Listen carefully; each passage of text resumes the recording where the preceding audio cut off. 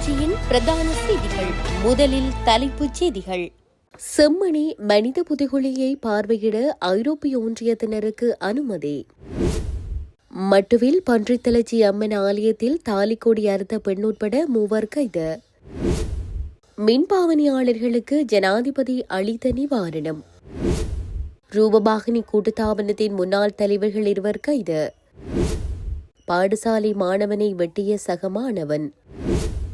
ஈரானுடன் போர் நிறுத்தம், ட்ரம்ப் அதிரடி அறிவிப்பு. கனடாவில் ஆன்லைன் மூலம் போலி நாணயத்தாள்கள் விற்பனை, 6 பேர் கைது. நியூ ரங்கராஸ் தங்க சுரங்கம், Markham and Steeles, 6055 Steeles Avenue East, C102. தொடர்பின விரிவான செய்திகள். யாழ்ப்பாணம் செம்மணி சித்துப்பாத்தி மனித புதைகுழியை பார்வையிடுவதற்கு ஐரோப்பிய ஒன்றியத்திற்கு நீதிமன்றம் அனுமதி வழங்கியுள்ளது. யாழ்ப்பாண நீதிமன்றம் நேற்று இந்த அனுமதியை வழங்கியுள்ளதாக காணாமல் போனோர் அலுவலகம் சார்பில் முன்னிலையான சட்டத்தரணி பூரணி மரியநாயகம் தெரிவித்தார். ஏற்கனவே யாழ்ப்பாணம் திறந்த நீதிமன்றத்தில் செம்மணி மனித புதைகுழியை ஐரோப்பிய ஒன்றிய பிரதிநிதிகள் பார்வையிடுவதற்கான அனுமதி கோரப்பட்டது. இந்த நிலையில் செம்மணி மனித புதைகுழி அகழ்வு தொடர்பான வழக்கு யாழ்ப்பாணம் நீதவான் நீதிமன்றத்தில் நேற்று விசாரணைக்கு எடுத்துக் கொள்ளப்பட்ட போது இதற்கான அனுமதி கிடைக்கப்பெற்றுள்ளது. இதேவேளை செம்மணி மனித புதைகுழி அகழ்வு தொடர்பான வழக்கு எதிர்வரும் 21ஆம் தேதி மீண்டும் அழைக்கப்படவுள்ளமை குறிப்பிடத்தக்கது. யாழ்ப்பாணம் சாவகச்சேரி மட்டுவில் பன்றித்தலச்சி அம்மன் ஆலயத்தில் திருட்டு சம்பவத்தில் ஈடுபட்ட பெண் உட்பட 3 கைது செய்யப்பட்டுள்ளனர். கடந்த 30ஆம் தேதி பங்குனி திங்கள் வழிபாட்டில் ஈடுபட்ட பெண்ணின் தாலிக்கொடி அறுக்கப்பட்டதாக சாவகச்சேரி காவல் நிலையத்தில் முறைப்பாடு செய்யப்பட்டிருந்தது.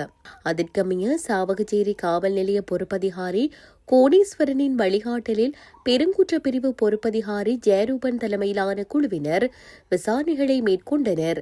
இதன்போது சம்பவ இடத்தில் இருந்த CCTV காணொலிகளை அடிப்படையாக கொண்டு மேற்கொள்ளப்பட்ட விசாரணையில் இனம் காணப்பட்ட சந்தேக நபரான பெண் நேற்று முன்தினம் மட்டுவில் பன்றித்தலச்சி அம்மன் ஆலயத்தில் இடம்பெற்ற 4வது பங்குனி திங்கள் உற்சவத்தில் வைத்து கைது செய்யப்பட்டார்.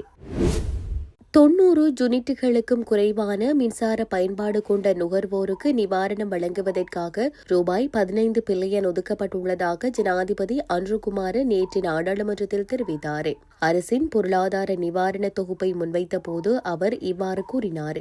எரிபொருள் விலை உயர்வு மற்றும் நிலவும் வறண்ட வானிலை காரணமாக மின்சாரம் உற்பத்தி செய்ய அனல் மின் நிலையங்களை அமைப்பதால் ஏற்படும் கூடுதல் செலவை மின்சார நுகர்வோர் மீது சுமத்துவதற்கு பதிலாக 90 யூனிட்டுகளுக்கு குறைவான மின்சார பயன்பாடு கொண்ட நுகர்வோருக்கு நிவாரணம் வழங்கும் பொருட்டு தொடர்புடைய மேலதிக செலவை 3 மாத காலத்திற்கு அரசே ஏற்க முடிவு செய்துள்ளதாக ஜனாதிபதி தெரிவித்தார்.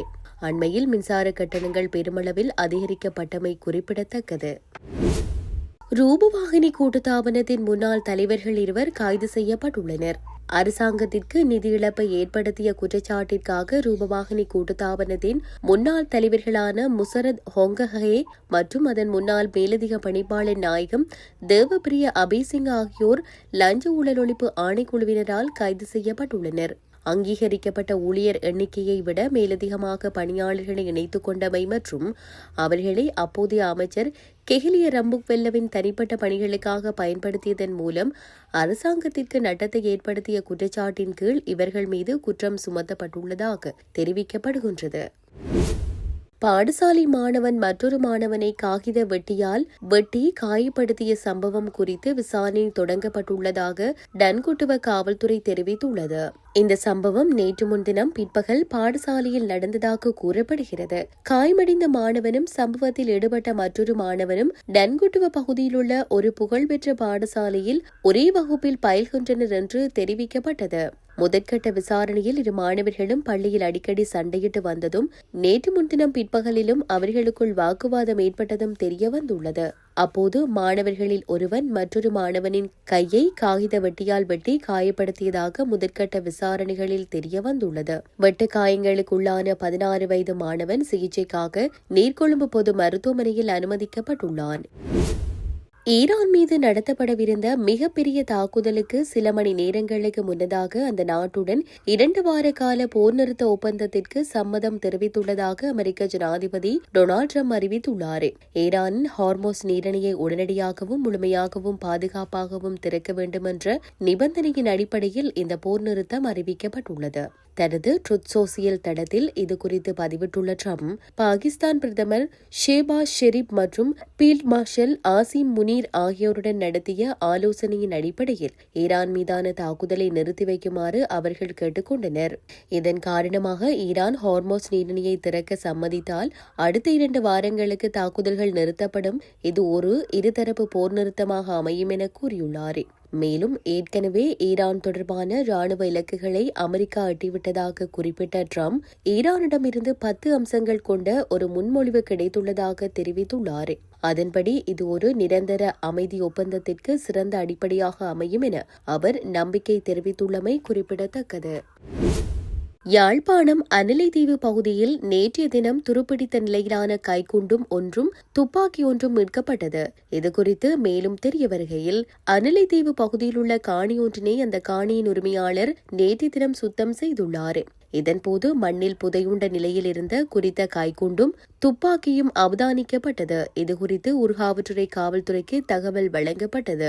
அதன் அடிப்படையில் விசாரணைகளை மேற்கொண்டு வருகின்ற ஊர்காவற்றுறை காவல்துறையினர் நீதிமன்றத்தின் அனுமதியுடன் அவற்றை அப்புறப்படுத்துவதற்கான நடவடிக்கைகளை மேற்கொண்டு வருகின்றனர்.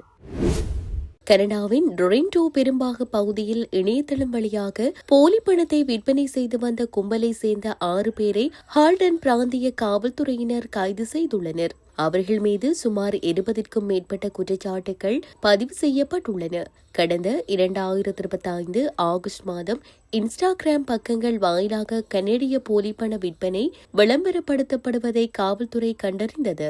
இதுகுறித்து விசாரணை நடத்த ப்ராஜெக்ட் மிராஜ் என்ற பெயரில் தனிப்படை அமைக்கப்பட்டது. இந்த கும்பல் இன்ஸ்டாகிராம் வழியாக ஆன்லைன் கடைகளை நடத்தி வந்தது எனவும், போலி பணத்தை திரைப்பட படப்பிடிப்பிற்கான பணம் என்ற பெயரில் விளம்பரப்படுத்தி விற்பனை செய்துள்ளனர் எனவும் விசாரணைகளில் இருந்து தெரிய வந்துள்ளது. வாடிக்கையாளர்கள் கிரெடிட் கார்டு மூலம் பணம் செலுத்தியவுடன் இந்த போலி தாள்கள் கனடா முழுவதும் கூரியர் மூலம் அனுப்பி வைக்கப்பட்டுள்ளன. கடந்த மார்ச் 31 அன்று ரொரென்டோவில் உள்ள 3 வீடுகள் மற்றும் வாகனங்களில் அதிரடி சோதனை நடத்தப்பட்டது. இதில் சுமார் $60,000 மதிப்பிலான ஆன்லைன் விற்பனை முடக்கப்பட்டுள்ளது.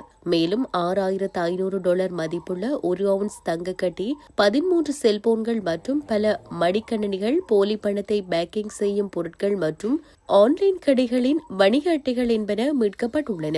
கனடிய டாலர் முதல் யூரோ வரை பல்வேறு நாடுகளின் போலி பணக்கட்டுகளும், போலி பணத்தை அச்சடிக்க உதவும் கருவிகள் மற்றும் ஹலோகிராபிக் பாதுகாப்பு பட்டைகள் என்பனவும் கைப்பற்றப்பட்டுள்ளன.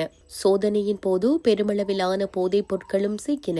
இதில் 12 அவுன்ஸ் கொக்கைன், 2 அவுன்ஸ் மாவா, 6 அவுன்ஸ் மெத்தபெட்டமின் மற்றும் 80 சனெக்ஸ் மாத்திரைகள் அடங்கும். இந்த சம்பவத்தில் ரொரென்டோவை சேர்ந்த பின்வரும் 6 பேர் மீது மொத்தம் 23 குற்றச்சாட்டுகள் சுமத்தப்பட்டுள்ளன. இந்த கும்பல் தொடர்பாக கூடுதல் தகவல் தெரிந்தவர்கள் ஹால்டன் காவல்துறையின் நிதி குற்றப்பிரிவு அல்லது கிரைம் ஸ்டார்பர்ஸ் அமைப்பை தொடர்பு கொள்ளுமாறு கேட்டுக் கொள்ளப்பட்டுள்ளனர். இத்துடன் செய்திகள் யாவும் நிறைவு பெறுகின்றன. மேலதிக செய்திகளை அறிந்து கொள்வதற்கு www.tamilaram.com எனும் இணையதளத்தை பார்வையிடுங்கள்.